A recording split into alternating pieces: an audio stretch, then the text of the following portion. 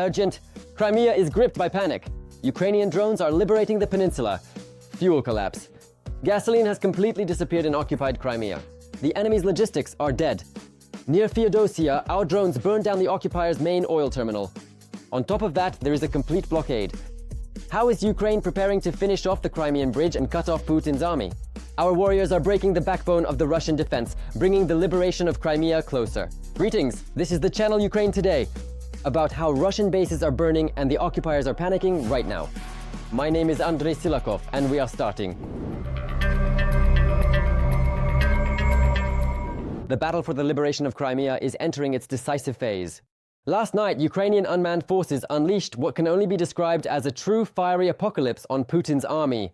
Our drones broke through the enemy's air defenses and delivered a devastatingly massive and precise strike on the occupiers' most vulnerable spot, their logistics.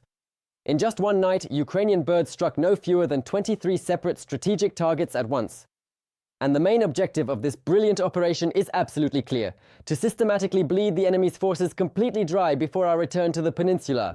According to Brovdi, on the night of May 30th, unmanned systems units struck targets deep within the enemy's operational rear. Among the targets that came under attack were elements of the oil logistics infrastructure of Russia and the occupied Crimea. In particular, drones struck a tanker belonging to Russia's Shadow Fleet, the Kurganavto product oil depot in Taganrog, Rostov region, as well as a marine oil terminal in Feodosia. Right now, the occupied Crimea is gripped by total panic and a real gasoline shortage. The fuel shortage on the peninsula has now reached a critical boiling point.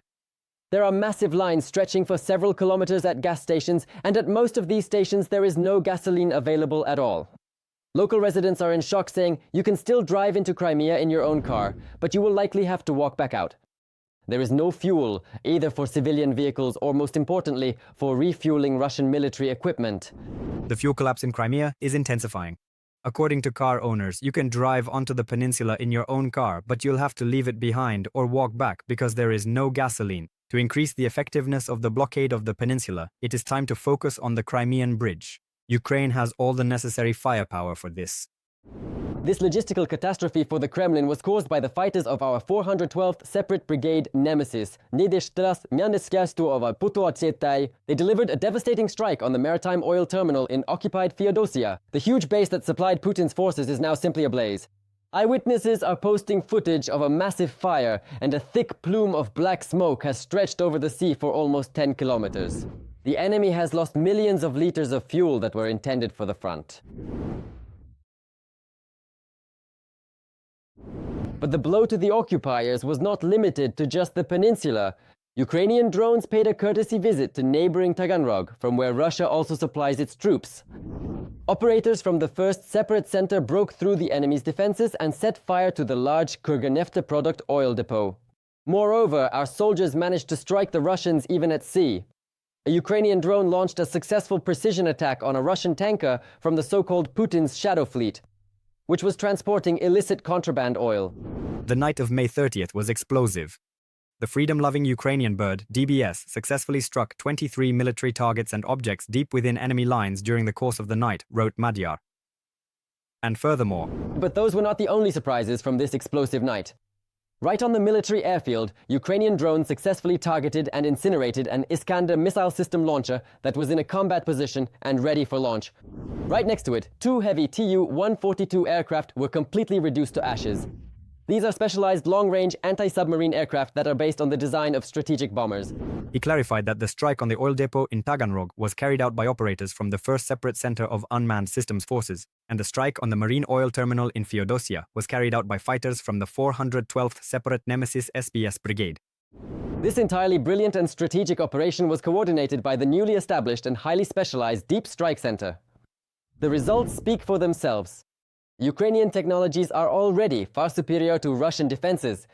We have brought the war onto enemy territory and are methodically cutting off their logistics, without which the occupation army will simply cease to exist. The Russians are losing aircraft, missiles, and fuel depots right at their most heavily guarded bases. The coordination of operations was carried out by the newly established Center for Deep Strike of Unmanned Systems Forces. The noose around the Russian group is tightening with each passing day. The fuel blockade of the occupied peninsula is only the first stage of a larger plan. Military analysts unanimously state to completely strangle the enemy, it is time to finish off the illegal Crimean Bridge. And Ukraine already has everything necessary for this.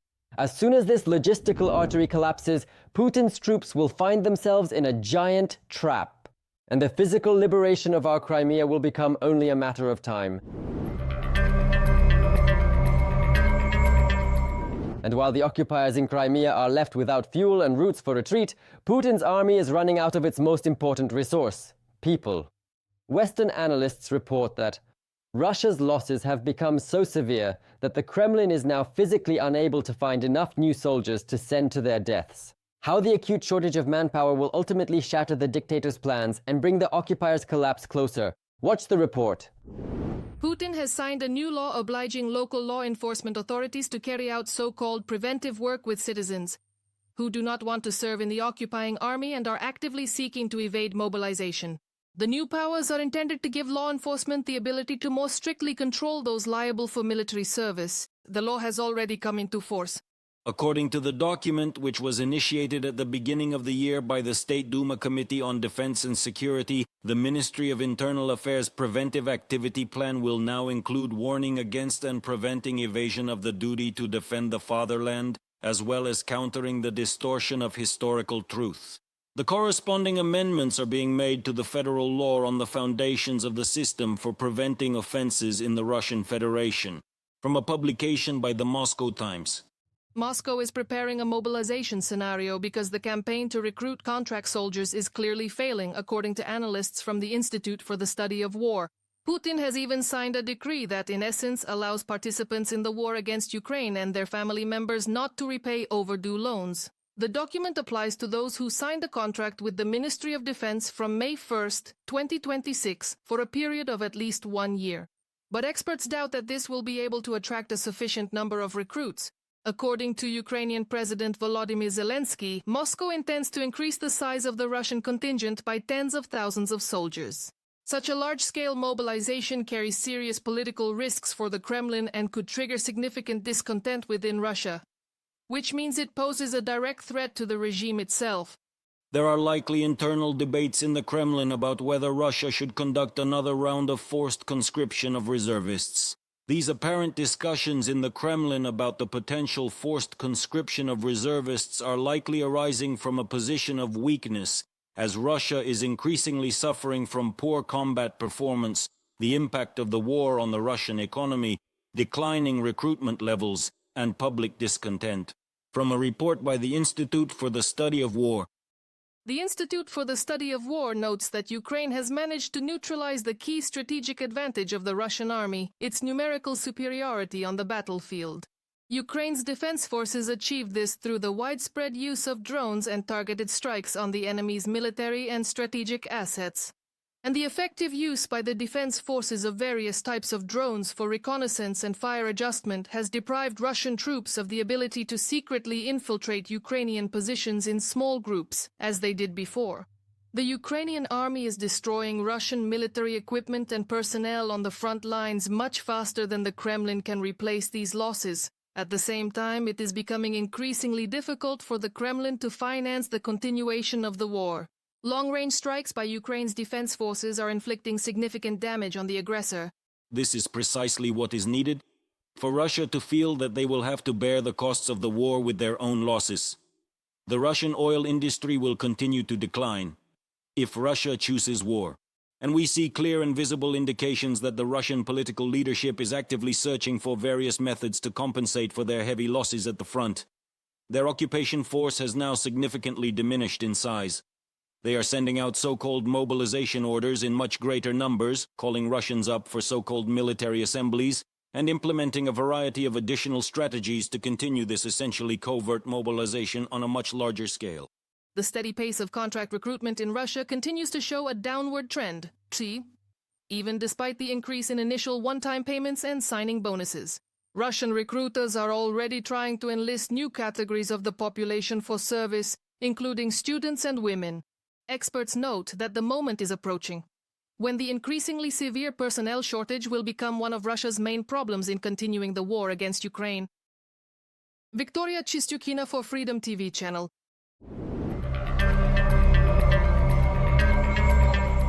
And while Putin's army suffers from a severe shortage of personnel, Ukraine is defeating the enemy with intelligence and technology. Our top military units and expert engineers have presented unique and advanced weapons for battles on land, in the sky, and across the water. Which specific Ukrainian developments are changing the course of this war right now? Watch now. The achievements of the Ukrainian defense industry not only deprive the Russian aggressor of initiative on the battlefield and change the course of the war, but also expand Ukraine's role on the international stage. This is the famous Pivon Sun. This is from one manufacturer. Furthermore, there is also the Ukrainian-made Sting drone system, thanks to which our forces are able to neutralize many different targets in the air as well. As of this moment, this is one of the newest and most advanced weapon modifications available in the modern theater of war. It is currently being utilized extensively, both on the active Ukrainian front lines and has also been seen in use within Iran. In order to understand precisely what is needed on the battlefield, Ukrainian manufacturers maintain active cooperation with the military who use drones in combat conditions. In addition to actively communicating with drone manufacturers, we also have our own specialized workshops where we either enhance the equipment or repair it very quickly, receiving all the critical data firsthand from the front lines, directly from the line of contact. Bullet, another high-speed Ukrainian interceptor drone designed to intercept and destroy Russian attack drones modeled after Shaheds. The main task for these manufacturers is to make their product fast enough to shoot down even expensive Russian jet-powered drones. 600 to 700 is the peak speed of a jet-powered Shahed. Usually it flies at a lower speed in order to save fuel and so on. Accordingly, if it flies at its cruising speed, drones of this type, if we make them even faster, will be able to easily shoot down jet-powered Shaheds. Consequently, Ukrainian fixed-wing drones have entered mass production thanks to the low cost of their construction and advanced high-tech solutions in their electronic components. Such a drone is easy to operate and can be highly effective for both reconnaissance and precision strike missions in the field. This drone is essentially made from construction materials. That is to say, you can practically put the whole thing together in any garage, but for that you will require a variety of engines, propellers, certain technical innovations designed to counteract electronic warfare systems, antennas, and so on. Also, you'll need a specialized camera, which is something you simply can't buy at a hardware store. Personal protective technologies are also being developed in the Ukrainian army. The Kvertus anti-drone backpack creates an electronic warfare dome with a diameter of about 100 meters around each soldier participating in an assault or evacuation. It's not as heavy as the previous generations of models, so you can also comfortably carry a significant amount of extra water and plenty of additional ammunition in it. To turn it on, there's just a simple button here. We press this button, it lights up. The fan starts working and that's it. It's already working now. Roman Lukyanov is a medical engineer with 20 years of experience in prosthetics and creating titanium implants for patients with serious injuries and amputations. After the start of the full-scale Russian aggression against Ukraine, his patients became Ukrainian servicemen. Now Roman Lukyanov, with the call sign surgeon, serves as a combat medic in the air assault forces. I believe that my main duty is to conduct technical medical training so that my guys and girls can provide themselves with the most effective assistance possible. For evacuation, logistics, engineering, and even combat tasks, ground-based robotic systems are being used more and more frequently in the Ukrainian army. The NRK Termit is a modular transformer that allows military engineers to reassemble the system for specific situations on different sections of the front.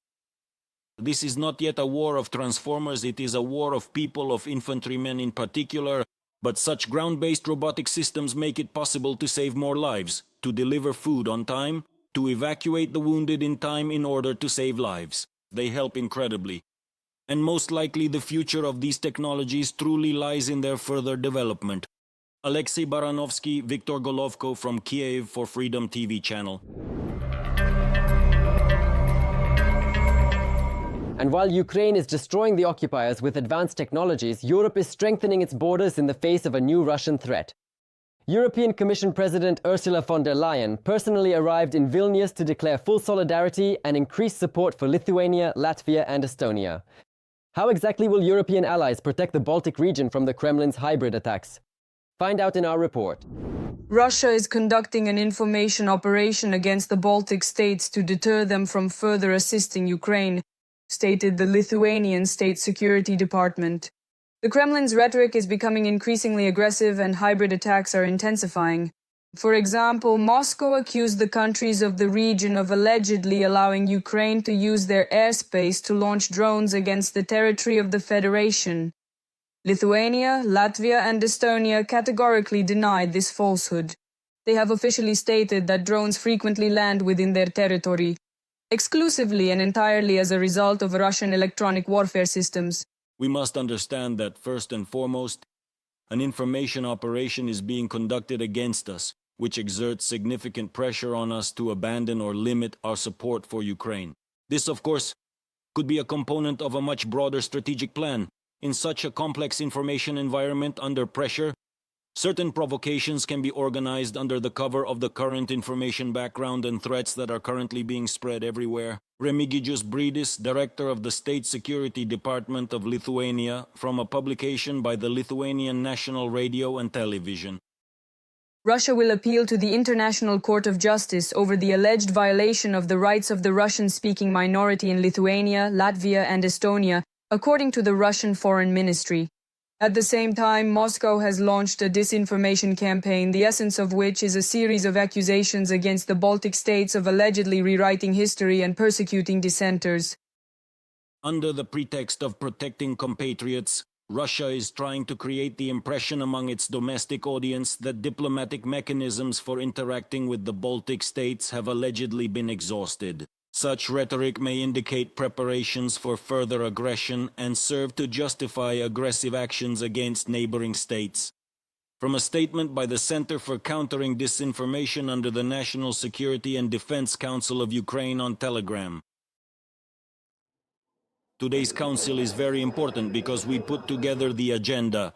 Now we are seeing more and more provocations and pressure from Russia, including against the Baltic states and Finland. Thus, Russia is conducting a large-scale campaign to spread disinformation and fake news, claiming that our countries are allowing Ukraine to use our territories to attack Russia. This is entirely false. Russia's main goal is to force us to tell Ukraine to stop carrying out these long-range strikes. But we will never agree to that, because Ukraine has every right to weaken the Russian war machine. Russia is considering various scenarios of aggression against the Baltic states, according to military experts. Russia may use Belarus for provocations against the Baltic states and Poland.